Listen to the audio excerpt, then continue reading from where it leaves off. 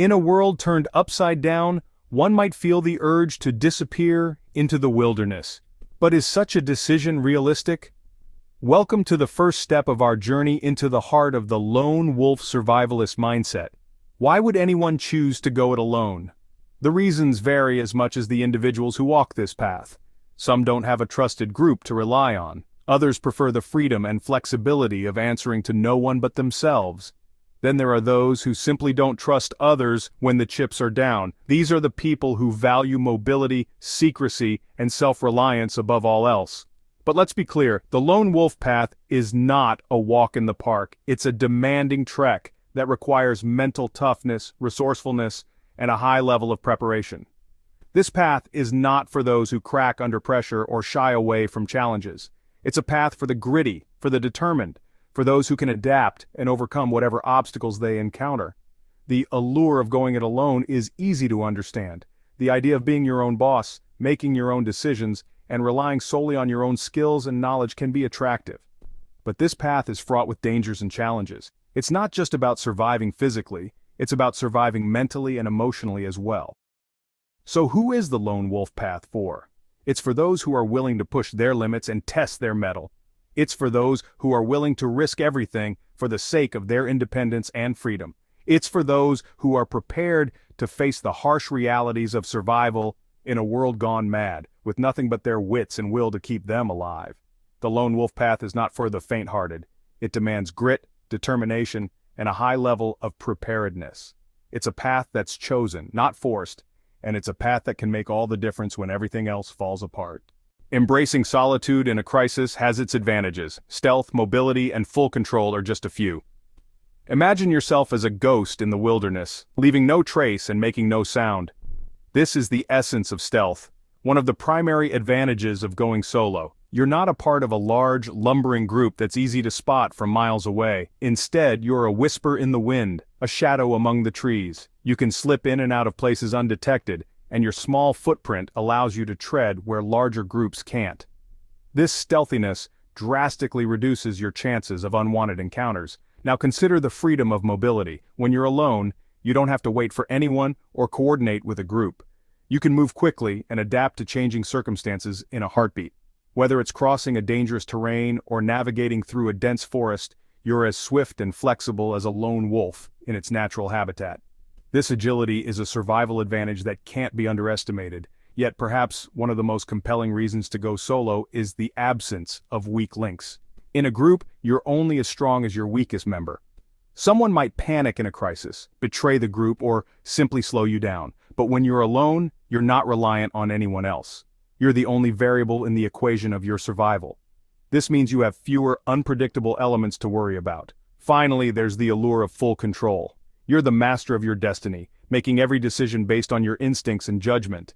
There's no need for debates or voting. You don't have to compromise or reconcile differing opinions. You have the final say in everything, from the direction you take to the risks you're willing to shoulder. This total control over your survival strategy can be liberating, empowering, and efficient, but it's important to remember that these advantages don't come easy. They require resourcefulness, mental toughness, and a high level of preparedness. Stealth requires skills in camouflage and tracking. Mobility demands physical fitness and knowledge of the terrain. Avoiding weak links means you must be strong in all areas, from mental resilience to practical survival skills. And having full control means you must be capable of making sound decisions under extreme pressure. But remember, this path isn't for everyone. It's for those who are willing to embrace solitude, face the challenges head-on, and bear the heavy burden of survival on their own shoulders. It's for the lone wolves among us who thrive in the wilderness and find their freedom in the heart of the wild. However, going it alone is not without its risks. There's no backup, the mental strain is intense, and resources are limited.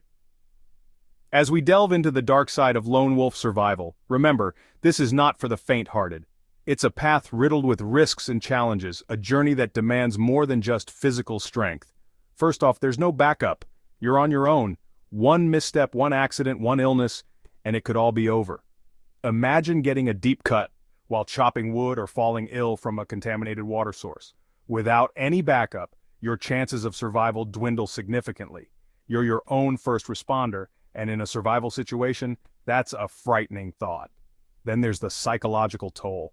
Humans are social creatures. We crave connection, interaction, companionship. In a lone wolf scenario, isolation is your constant companion. The silence can be deafening, the solitude mind-numbing. The mental strain of being alone for extended periods can lead to depression, anxiety, and even hallucinations. It's a brutal reality that many don't consider until they're in the throes of it. Next up, resource limitations. There's only so much one person can carry, grow, or defend. A lone wolf can't take advantage of division of labor. Hunting, gathering, cooking, building, repairing, planning, all on you. That's a lot of work for one person, and it can quickly become overwhelming. Plus, if you're constantly on the move, cultivating a sustainable food source becomes a serious challenge. Then there's the security risk. Picture this: you're deep asleep after a long day of survival tasks, and suddenly you're jolted awake by a strange noise. Is it a wild animal? A fellow survivor? A marauding band of raiders? You're your own sentry, and every strange sound in the night could be a potential threat. Sleep deprivation becomes a real issue when there's no one else to share the watch. But perhaps the scariest part is the vulnerability. In a world where might often makes right, a lone wolf is an easy target. Against a group, your chances of winning a confrontation are slim, and if you're injured or weakened, your defenses are even more compromised. In short, lone wolf survival is a high-stakes balancing act. It's a constant battle against the elements, against your own mind, against the ticking clock of limited resources. The lone wolf survival strategy is a high-risk, high-reward game. One mistake could cost you everything. But remember, every path has its thorns. It's about weighing the pros and cons and deciding if you're willing to bear the brunt of the risks. Because in the end, survival isn't about being the strongest or the fastest, it's about being the most adaptable. And sometimes that means embracing the harsh realities of the lone wolf path. Surviving alone requires particular gear and a unique skill set. The lone wolf doesn't have the luxury of team members who specialize in different areas. They need to be a jack of all trades, master of survival, and their gear must reflect that. Let's start with multifunctional gear. When you're on your own, every ounce counts, so versatility is key. Look for items that can serve multiple purposes. A hatchet, for example, is not just a tool for chopping wood. It can also be used for carving, defense, and even as a hammer. A fire starter can double as a signaling device. Paracord can be used for everything from building a shelter to setting traps, or even as a makeshift fishing line. You get the idea. Your gear needs to work as hard as you do. Silent defense is another crucial element for a lone wolf. Stealth is your best friend in a survival situation. You're not looking to start a war, you're trying to avoid one. Consider weapons like a crossbow or a slingshot, which can silently take down small game or deter potential threats. Traps are also an essential part of a lone wolf's arsenal. They can help you catch food and alert you to the presence of intruders, all while you stay hidden and safe. Now let's talk about skills. A lone wolf needs to master solo navigation. You can't rely on GPS or a team member with a good sense of direction.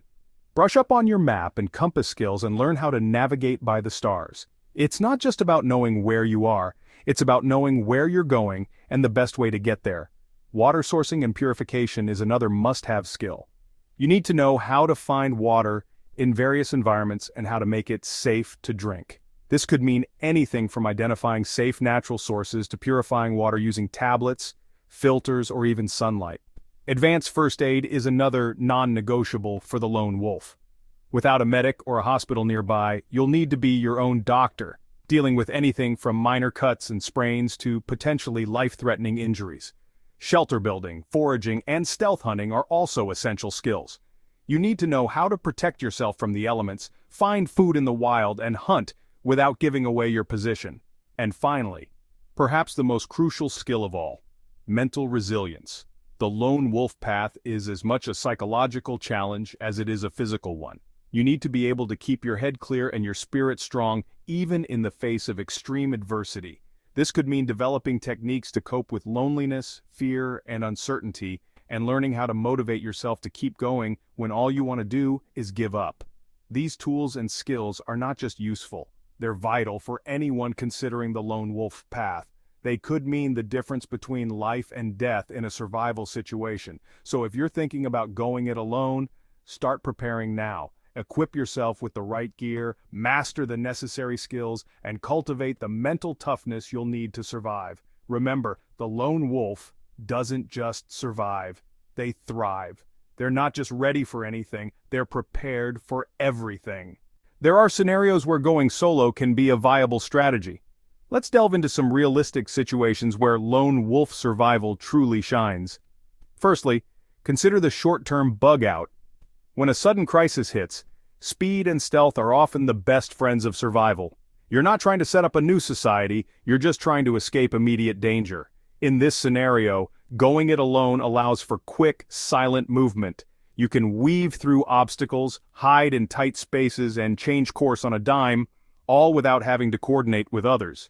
Next, we have recon missions or scouting trips. Maybe you're part of a larger group but need to scout ahead for resources, dangers, or other groups, or perhaps you're on your own and need to venture into risky areas for supplies.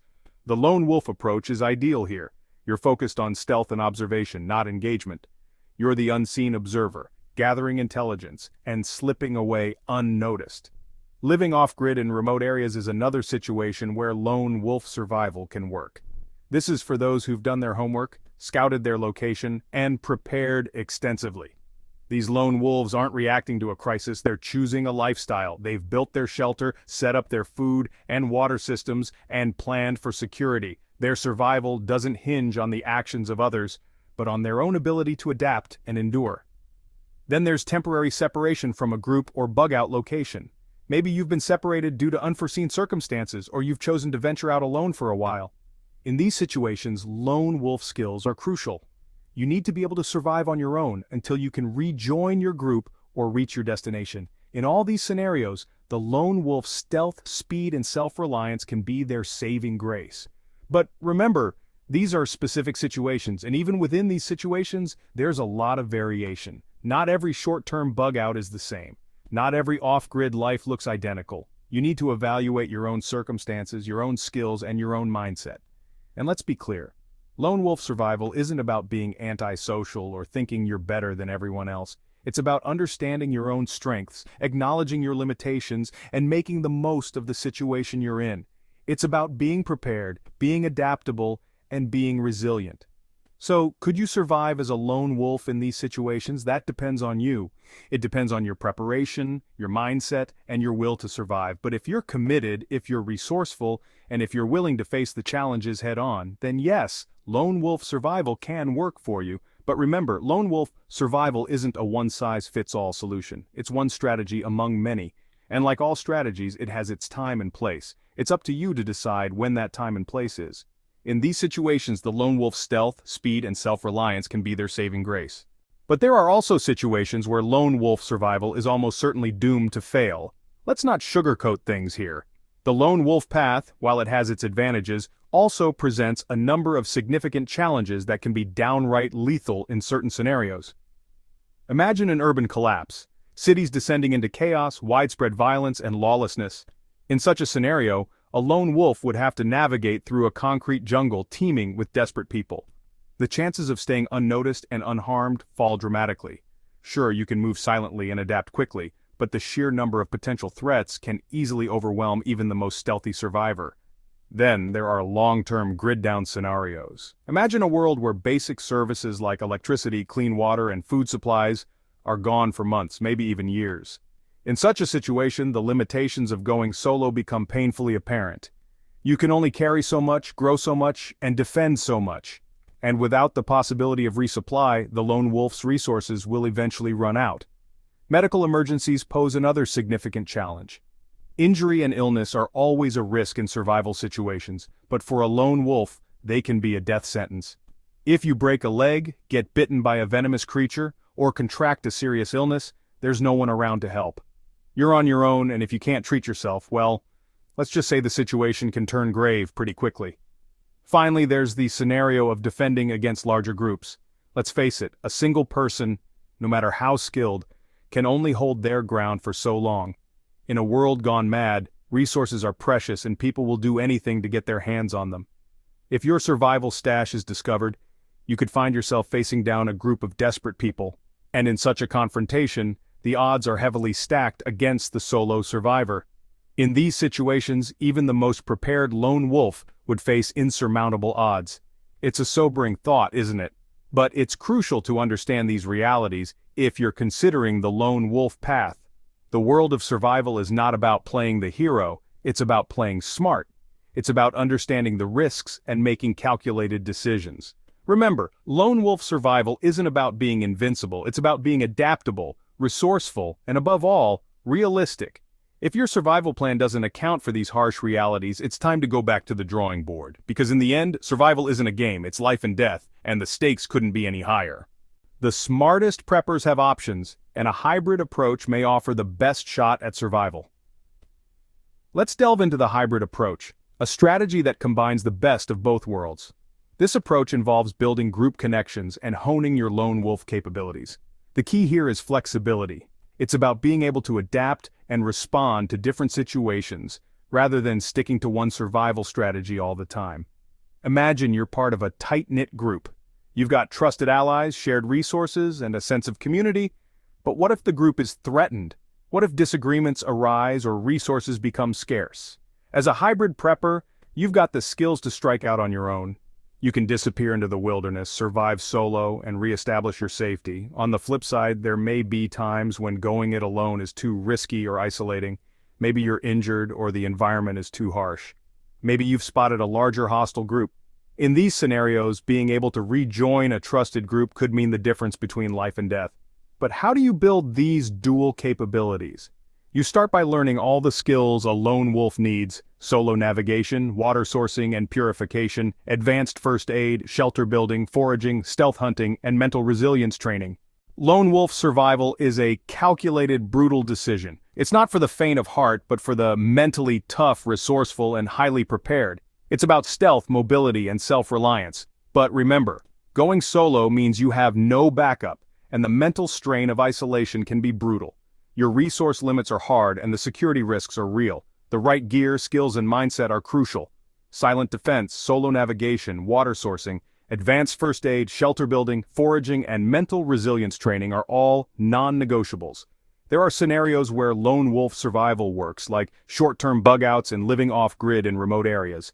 But there are also situations where it will almost certainly fail, like urban collapses with widespread violence, long-term grid-down scenarios, and defending resources against larger groups.